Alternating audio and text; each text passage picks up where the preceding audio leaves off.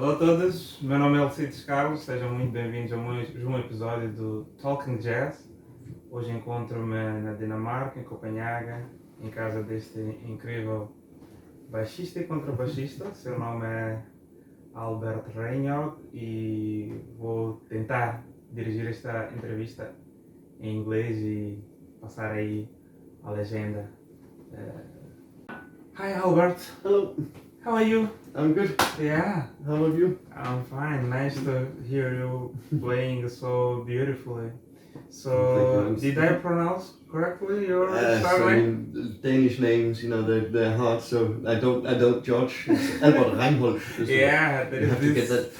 that throat disease out. No? Exactly. That's the Danish language. Oh, so Albert, so can you make a short, tell a short story about yourself? About how you got into music? Yeah. I think I started playing. I mean, my dad was a musician when he was young, and then he had a piano always in the house I grew up in, and I would play a little bit on that, not a lot. I'm not a piano player in any way, but he would play records for me.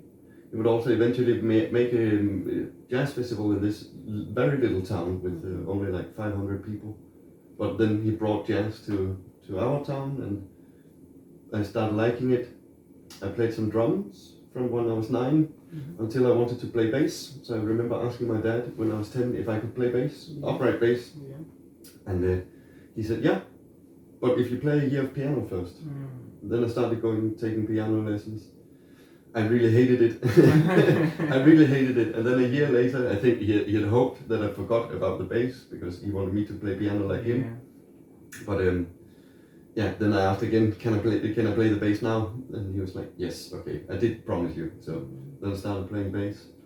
So why that obsession? Did you see any artists in particular that inspired you? I don't remember, and I don't think I ever remembered. It was just like the upright bass was fascinating, so I wanted to play. I don't know, but best decision of my life for sure. Yeah. So after those piano lessons and when your dad really realized that you really were into the bass, so what came after that? Did you took bass lessons? You went to the conservatoire? The first 2 years I had a bass teacher, but then I never really got one again. Electric or? No, upright. Yeah. Upright. I never had classes on electric. I picked that up a little later. Because people were playing AC/DC, and I tried doing it on the upright, and I couldn't. It couldn't work. No, I mean, it could, but it just doesn't. It's wrong. It's not what you need. But then at some point I got accepted in the conservatory. How old were you?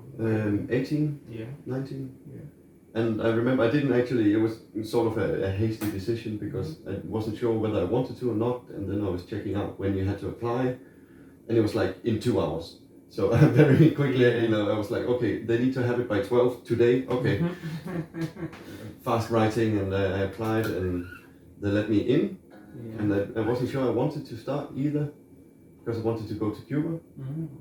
But then they told me I could go to Cuba with them. So then I started, and I went to Cuba, came back, I dropped out of school. How long do you stay in Cuba? 4 months. Okay. Enough to learn Spanish. Yeah. Unfortunately not in Portuguese, otherwise we could do this interview in Portuguese. I was there for 4 months, came back, and then a lot of reasons I ended up dropping out of the conservatory. I took a year break, then I came back, then I dropped out for real after 2 weeks. Then. But back then, were you performing with bands, projects? Yeah, I mean, I've always, more or less until now, I've made all my money playing music. Yeah. So. And being fortunate to be born in Denmark, so we have a lot of, help from the government when you study. So you don't have to think that much about it either. Yeah. But I've always played since I was 11. So what was the type of music that you were performing when you were in the conservatory? Oh, a lot of jazz and jazzy things. But I've always liked a lot of different. I would also play with my friend Jens, which was more like folk. rock, country kind of thing. So Yeah. try and do the Pastorius on the Joni Mitchell kind of thing, right? Mm-hmm. Which was fun.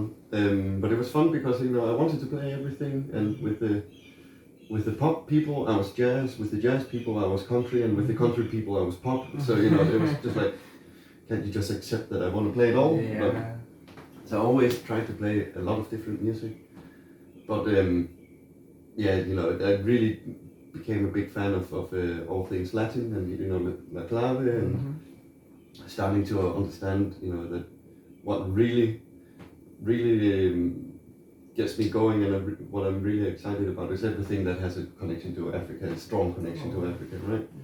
Yeah. All rhythms that have developed because of a horrible historical circumstances, right? But nevertheless, a musical evolution that is really interesting, like the son in Cuba, and the candombe in Uruguay, and the samba in Brazil, and all these things. Still looking forward to digging more into the African rhythms. That's where I haven't been too much yet in terms of listening. So I need some recommendations, by the way. But I remember in the conservatory, when I came back from Cuba, which was also why I dropped out, I wanted to play some salsa, or some Cuban. And one of my teachers was like, "We did that in the 80s, you don't do that anymore in Denmark." It's like, shut up. Yeah. So there's always been a lot of police, a lot of music police, not just jazz, but music police. In general. Yeah. So I see that you have that freedom or free spirit. I see you as a musician that knows where you want to go. Well, that's very kind words. Yeah. Thank you. Yeah. So I would like to know if that was always a conscious decisions, or you just took the road lead you to the place where you are today. It definitely feels like the last one. And I don't feel that I know exactly where I want to go. I'm happy that it gives the impression, but that's not how I feel, nor musically, nor like in life or anything. No, it feels very much like chance. I will say though that I remember thinking a lot about it's important when you play music to see it as it's fun to play a song for the first time, but it's maybe not the most interesting for the listener, right? Yeah. It's kind of like being a taxi driver. You would rather go with someone who knows the route than someone who's constantly on Google Maps, right? Right. So I remember thinking that it's try and imagine the whole song as a story, and where do we start, where do we end, what comes in the middle. But of course, as when you're driving, you never know what happens on the road, right? You can know the roads, but you don't know the events yet. So, but that's just that philosophy, and how you do it in practice, both in music and especially in life, is a completely different thing, right? Exactly. Because you can, So when you were at the conservatory, and when you started to play with all those groups, I'm quite sure you had some challenges. Like when I see a lot of white musicians or Western musicians, sometimes they have some challenge to play like Latin stuff, African stuff.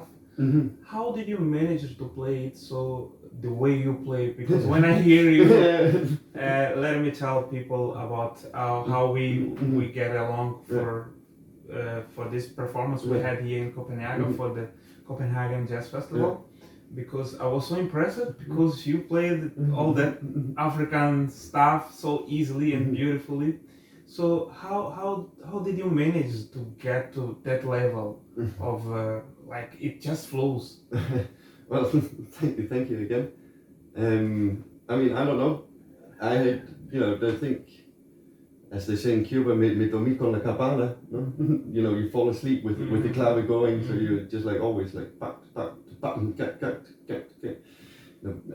playing around with that. There's always a little rhythm or something playing, but also just listening, keeping on listening, like having that. I think what it strikes me is a lot of white musicians, they're afraid of the groove, they're afraid of that spirit that starts moving in your body, right? And I know people who've said to me that they don't like music if it swings too much. We're like, what the hell do you mean? Yeah. So you're afraid if it makes your body move.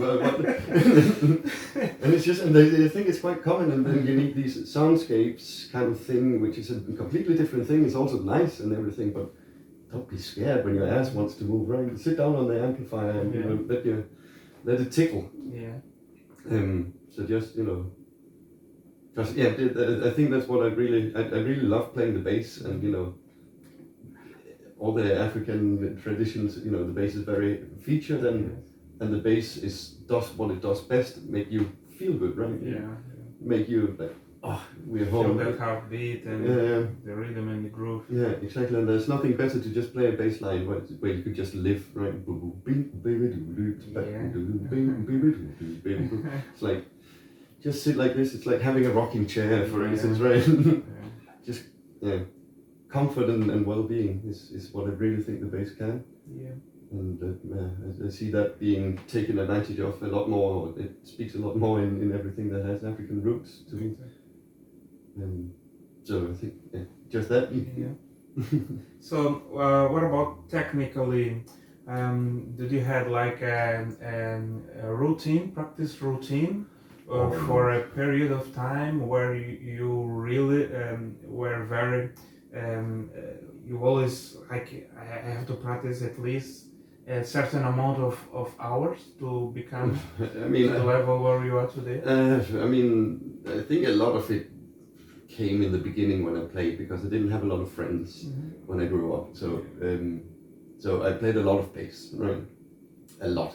And then it just became, my refuge, where there's always space. I can always, be completely myself, and you can do some things, you can touch some feelings, and, you can get some feelings out that you can't normally if you're just, sitting, even if you're knitting. It's just a different thing. But no, I never had a routine. I never had like, okay, now I do 5 minutes of this. Or scale or... No, I never found that too interesting. Right now I can feel it as well. So now I have to try and fix some things. Now I'm trying to do like these basic exercises. Because my right hand, for instance, has always been neglected. So I have to catch up some things and just sit and make these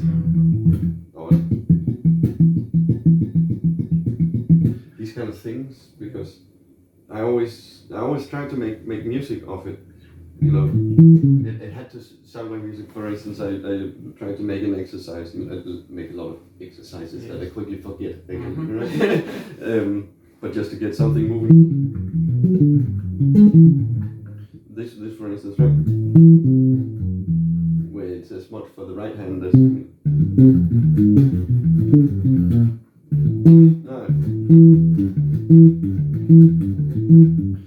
big stretches and this kind of stuff, just to get some sort of evenness. So do it much more for the electric bass, right? Or you combine it with the upright?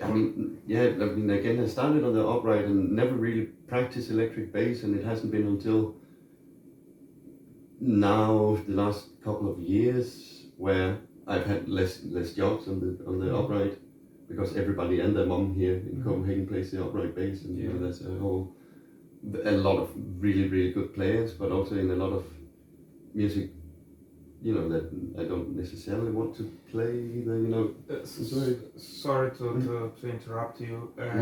Is the amount of upright bass players in Copenhagen, is it at some point related with the reference of Hope Niels Horsted? Niels Henning Ørsted Pedersen. Yeah. I mean, it's tempting to make that conclusion, right?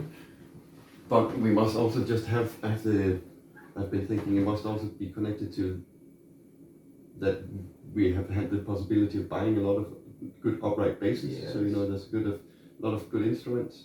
Don't think you can ignore that. But the funny thing is, nup is not necessarily, or n-hop or whatever you call him in English. In Danish we say nup. But he isn't. He's often he's looked on with like ashamed, or like don't do that, because he was all like. Oh, okay. Yeah. So it's now everybody goes in the complete opposite direction in terms of like aesthetic on the upright. Everybody plays with big strings, plays really loud, and you're not allowed to play too fast and this kind of stuff. So even though he's like a grand icon, he kind of represents the school that people do not want to be associated with. Okay. So It's I don't know. He's like a shredder, right? Of the upright Yeah, bass. exactly.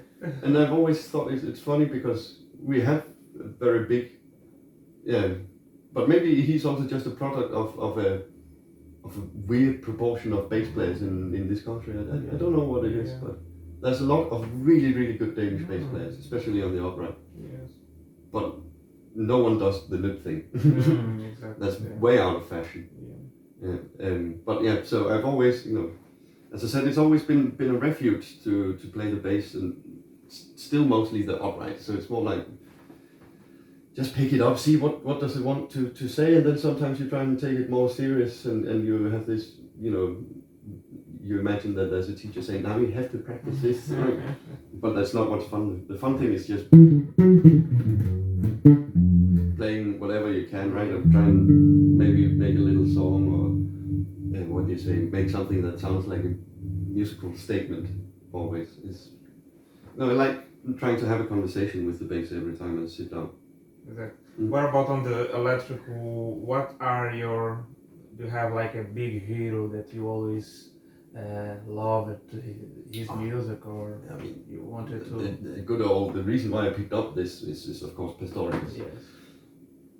Yeah, because I heard, which one was it? Maybe Teen Town, or definitely Heavy Weather, right?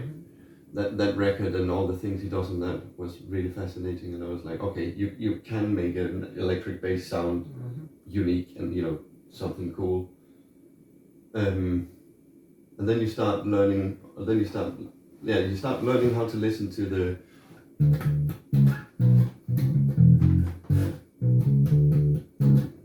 All those all those old songs, where the bass is still like that's the pushing power, right? Or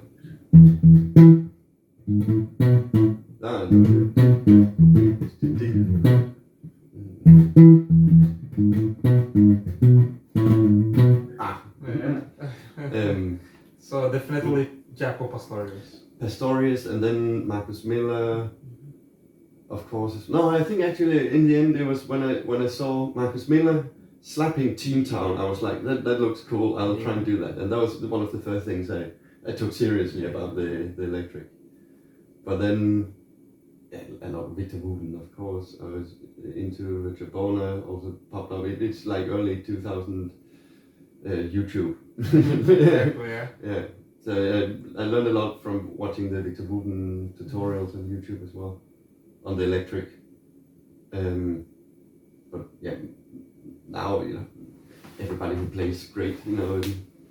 There's Bobby Lewis, Snoop Dogg's bass player, is fantastic. Millenium, I really like. Prince. A lot of bass players, and what's his name? Nat Watts from Stevie Wonder. With the things. Yeah. So anything bass, I learned, okay, it's just... Any African basses? I don't know that many African, I know, of course, Lindley Marth, of course, and Bona. Now I'm checking out Mbappé, because Diodato recommended him, or talked about him, so it's like, I kind of... check. But the South African, I don't know his name, but from the Paul Salmon.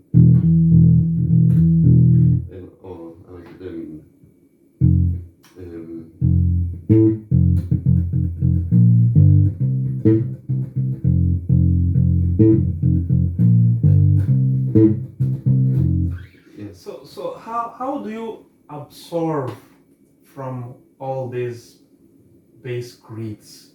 You put the record and you try to figure out the notes, or you just kind of get the vibe of how they play?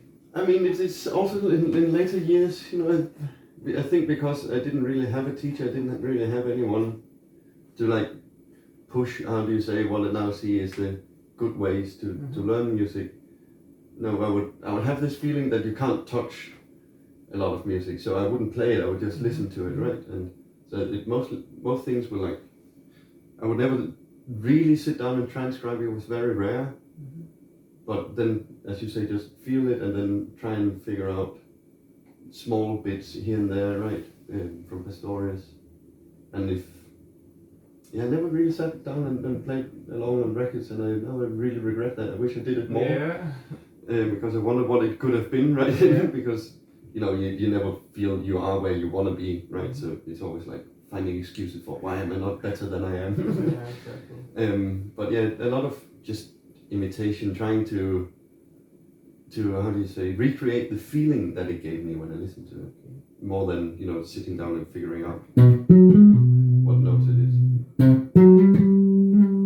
Now I have done it a lot more, and I hear some mostly just small things where it's like little phrase someone plays. I'll try and do it because I also learned from transcribing like full solos and stuff that is that one little bit. It's never the full thing that you really learn from. It's that one thing that motivated you to really sit down and learn the whole thing, if you know what I mean. Okay, you know that the internet is a big field of people that show some love, but on the other hand, there are a lot of haters. Yeah.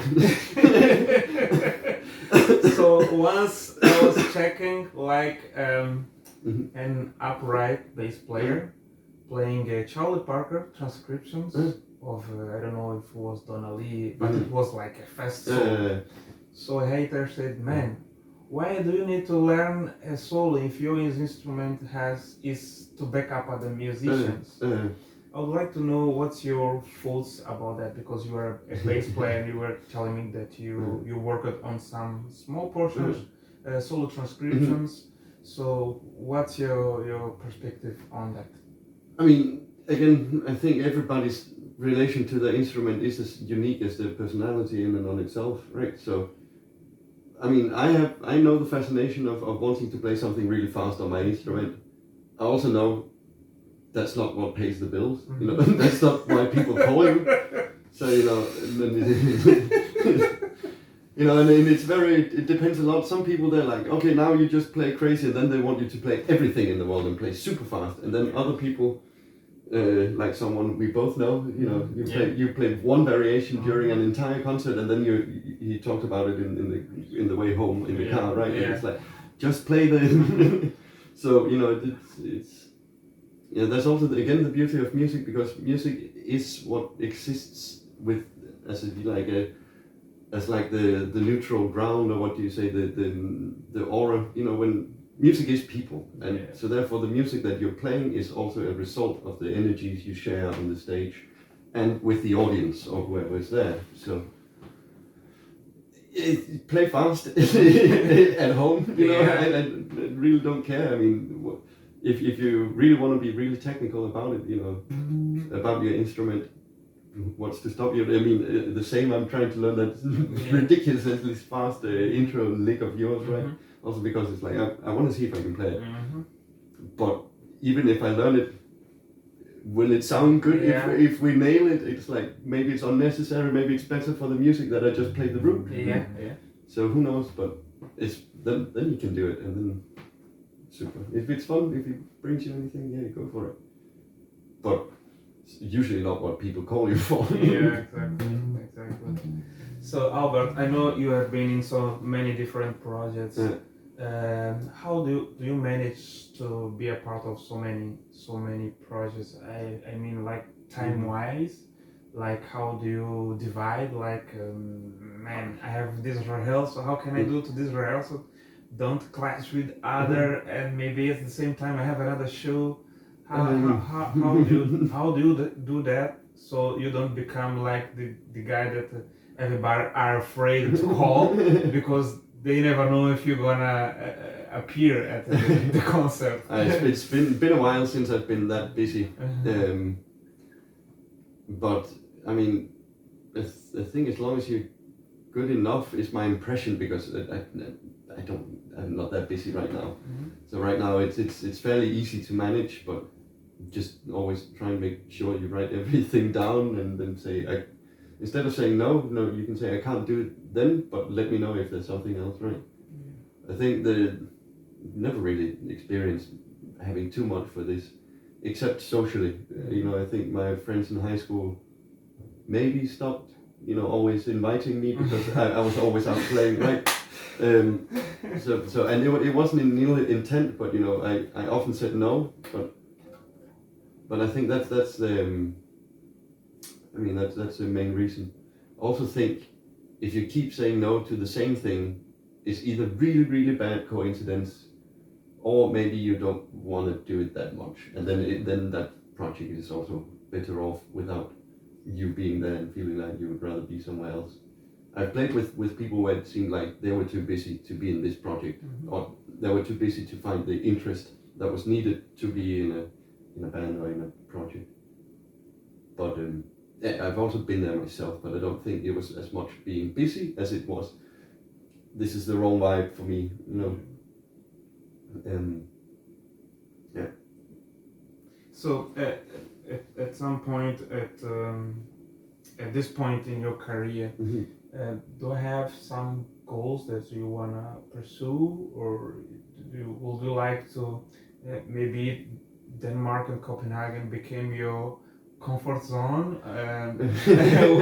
Do you want to challenge yourself?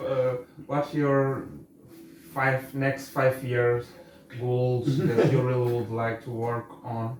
Or I have no idea. Yeah. I have no idea. That's a good question now. I finally finished an education, but that ended up in some debt also because of COVID, this kind of stuff. So I definitely need to get some income and some regular thing. Yeah.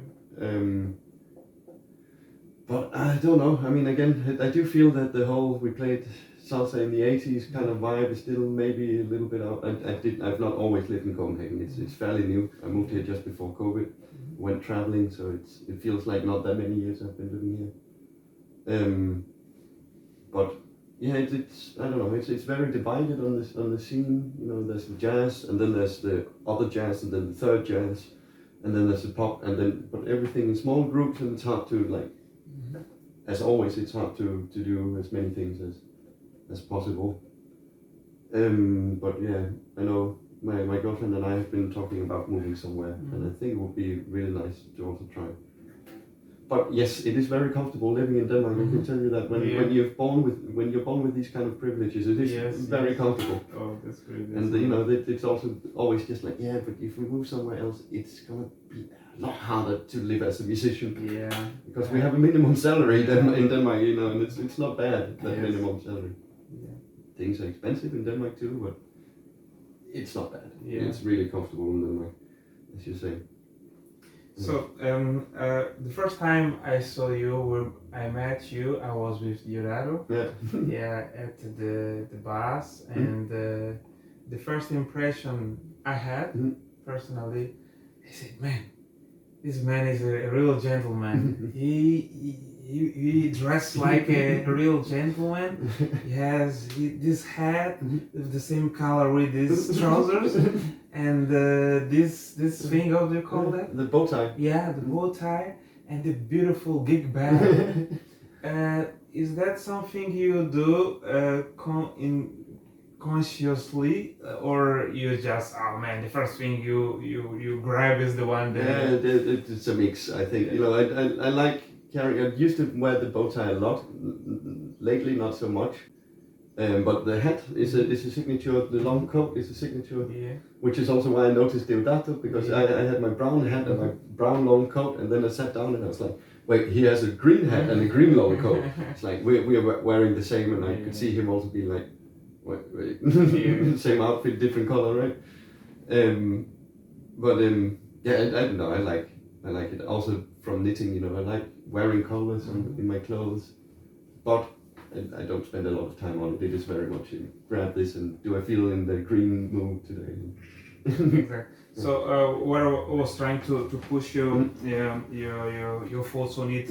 It's like, do you think music is an experience that can be consumed, or like in like visually, or for yourself is just has if they listen that's okay no matter how I dress, or you dress thinking on the experience that you want to pass to the crowd, to the public that goes to the concerts.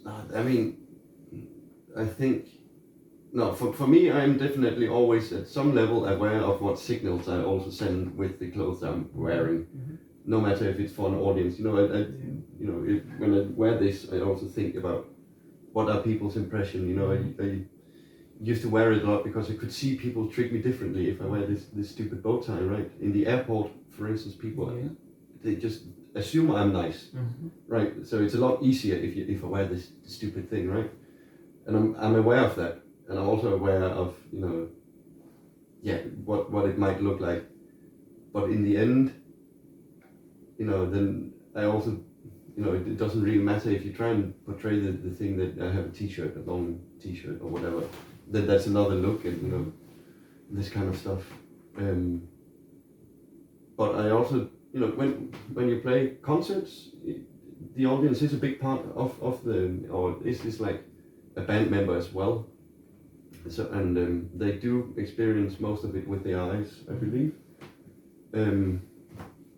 So of course, how it looks is important, or you need to be aware that people are also intensely looking at you and making impressions. A good impression. Yeah, hopefully, right? Yeah. Hopefully. But they are there, and you can always feel it, because if you're not making a good impression on the audience, the vibe is off in the entire concert, right? So, but yeah, I mean, I guess I care about it. I always think about it, of course. What should I wear? Yeah.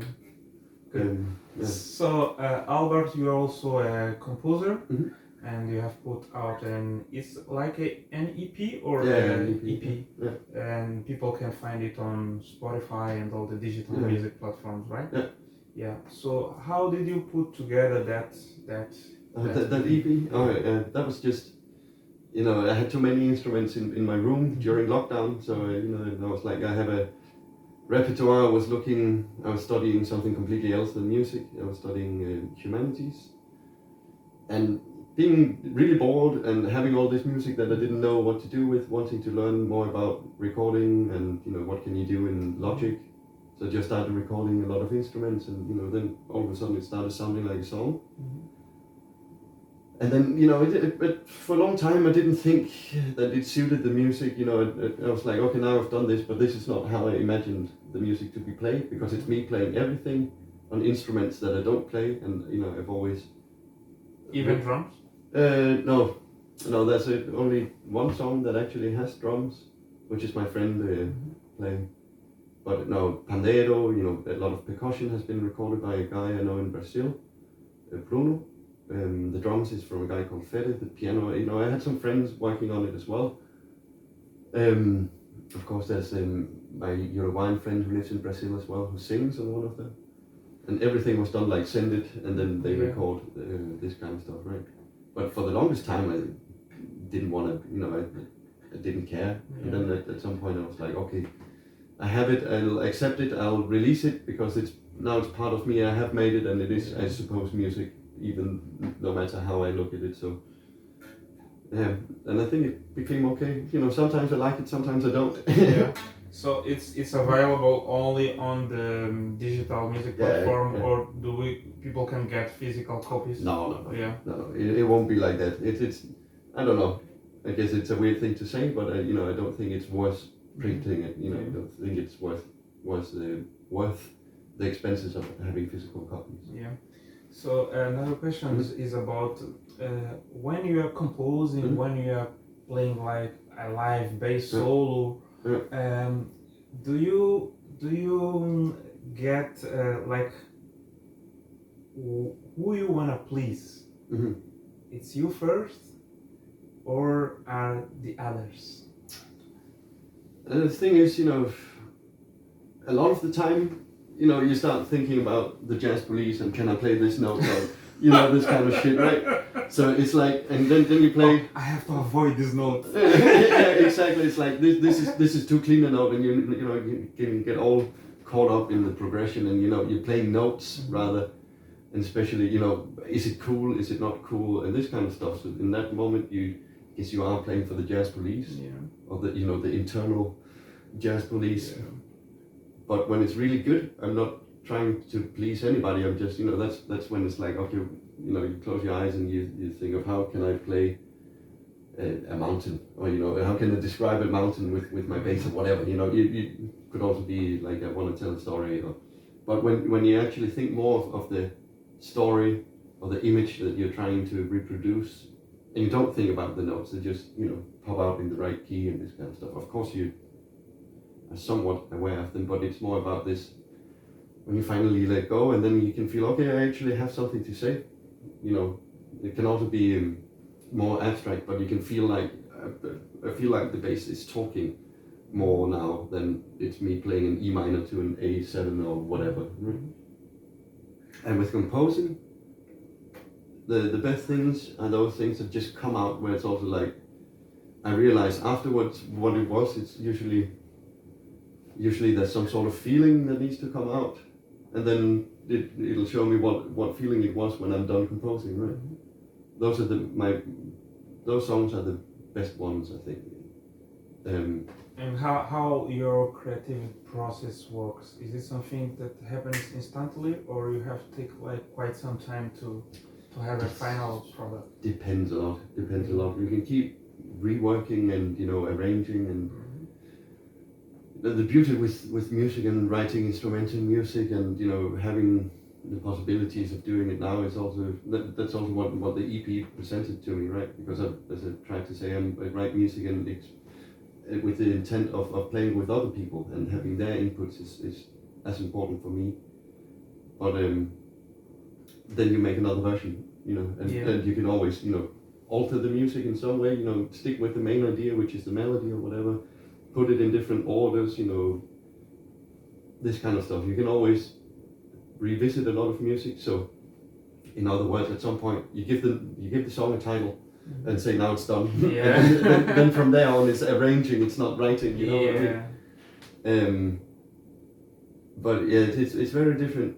It's very different. Sometimes I'm like, okay, now I want to focus on composing, and sit down and I do some composing exercises where it's like, it doesn't have to become anything. I just need to write something, because maybe it'll create an idea that will inspire a different thing. It'll lead you to somewhere you were not expecting. Yeah, exactly. And then you can take that part, and other times you've written an entire song and you think it's done, and then you hear it again, it's like, it's actually really bad. But I like the B part or something, and then you take that B part into something else, and mix and match, and it's very different. It varies a lot, and other times you sit down 10 minutes, you have an entire song that just needed to come out of you, right? Where it's like the entire melody and arrangement is like, this kicks ass. Yeah. Took 10 minutes, and then 30 minutes to write down, and then you have a song.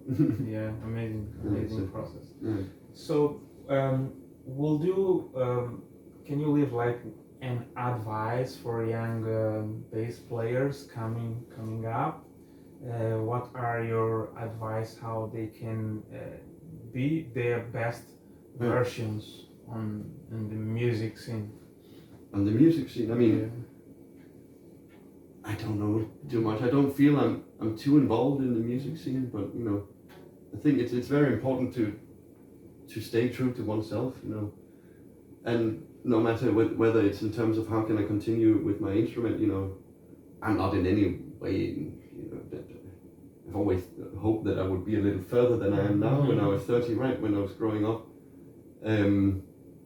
But I was thinking the other day, actually, I had a little bit of a down, and I was like, but no one can take the relation I have with my bass from me, right?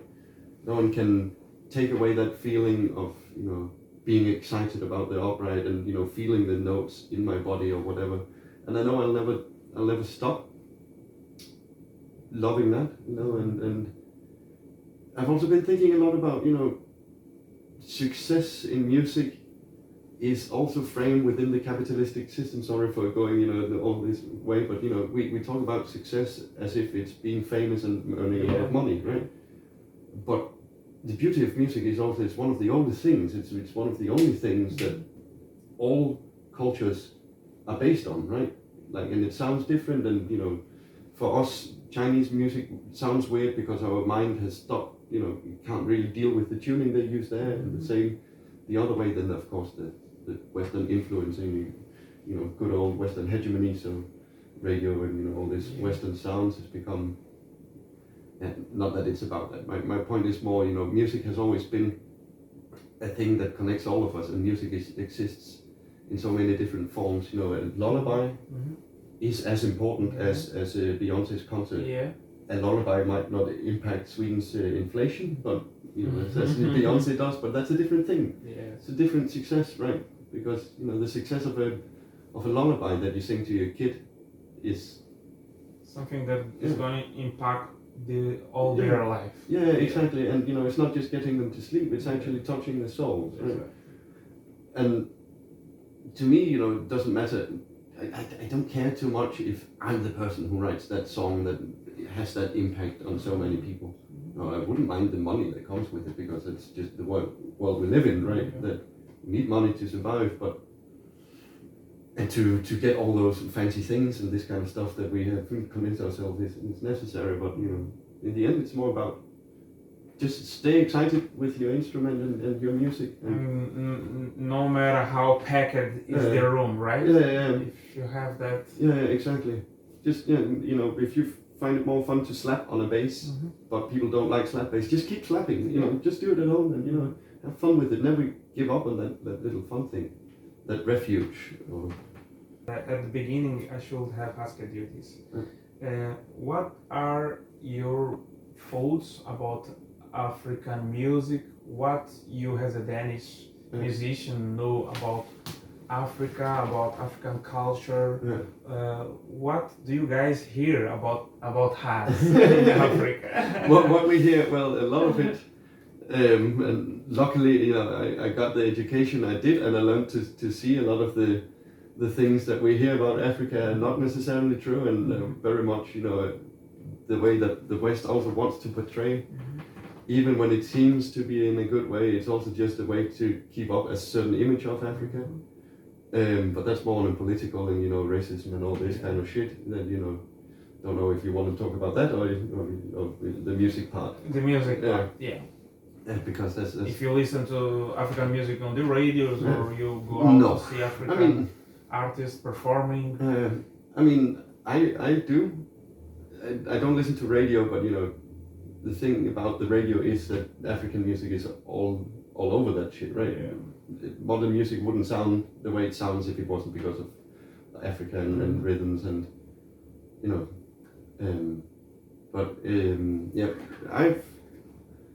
I've not sought enough African music. If I forget it every time I have to, I still cling, as we talked about before we recorded, but I still kind of cling to this old records, and then it's like maybe I should listen to this old one again and fall into these frames. But we also talked about the groove, how it's.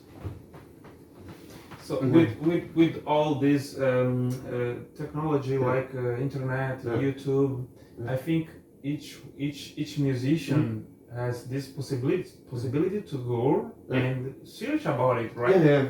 But you still need the idea to pop in your own mind, right? There's a big amount of agency required to access everything that there is. It's surprisingly hard to just start digging yourself into a hole, right? Because we get distracted by other things. Yeah. So sometimes you need something to trigger your curiosity. Yeah, it's someone saying, "Oh, do you know Etienne Mbappé?" And then I'm like, "No," and then I go home and check him out, and then it's like, "Oh, who is he playing with?" And then it goes that way. And at a certain point, you see that there is a networking going on there because Mbappé performed with, I don't know, maybe a huge European artist and American and this kind of thing. So the musicians at a certain level all connected. Yeah, exactly. And it's like, oh, okay, so that person was in that, and I remember a better example of that with Victor Feldman, a piano player and vibraphone player that I heard a lot growing up from one record with the Cannonball Adderley, hardcore jazz, right? And then I found out he plays on almost every Joni Mitchell record, something completely different. I was like, what? Right? Because he was like a no one, and he's also kind of a no one, but he's still in with the big ones. Yes. So yeah, very much. It's in the end, everybody knows each other in some way. Absolutely. Which is still crazy. But I mean, maybe Denmark has actually had some sort of African community. I grew up listening to Moussa Diallo. Do you know him? No. What's his name? Moussa Diallo. Senegal or? I don't know. But yes, to be honest, I really don't know. I think he lives in Aarhus. That's what I know. Yeah, I will Google and put his photo. And Downer, who played after us, and that we have some African musicians in Denmark, for sure. But it's nothing you talk about in the conservatory. The most African thing you talk about is jazz, right? Right. Which is North American. But that's again in Cuba. I started learning like how deep the roots of everything, rhythm, and the understanding and different ways that rhythm has evolved. It's all respect for Africa, right? And the clave and that's remember it's one of the oldest rhythms we have, right? And just how much music has come out of that, and how much of it we take for granted now. Just a direct line from Africa, and then up through history, and then it becomes to the pop we know today. All of that is thanks to Africa, right? Oh, that's beautiful. So if you have the chance, maybe we can put together a project and go to Africa. I would love to. To Mozambique. So what would be your expectations? What do you think that can possibly happen there that never happened in elsewhere? Oh, I don't know. You and Baba had some stories. You also told us you will be fine. But I have no idea. Yes. That's also what I learned from going to Cuba, that my expectations were, that's not true. Where you leave it. Yeah. It's like you can expect all sorts of things, but life will show you none of what you imagine is true. You can never imagine reality. So I'll just be excited to go there, really. Yeah. And I would really love to. Yeah. So. Albert, thank you so much for this interview, for taking your time and considering this opportunity to talk about you, your career, and the music scene in Denmark. So I feel so fortunate, and I would like to come back here and play some more music That with would be you. lovely. So, por hoje é tudo. Foi prazer enorme estar aqui a falar com Albert Reinhold, baixista, contrabaixista daqui da Dinamarca, a viver em Copenhagen. E se vocês ainda não fizeram, subscrevam-se ao canal aqui do Elcides Carlos, acompanhem mais episódios do Talking Jazz. E agora, como forma de saída, eu vou pedir ao Albert para tocar alguma coisa aqui para nós.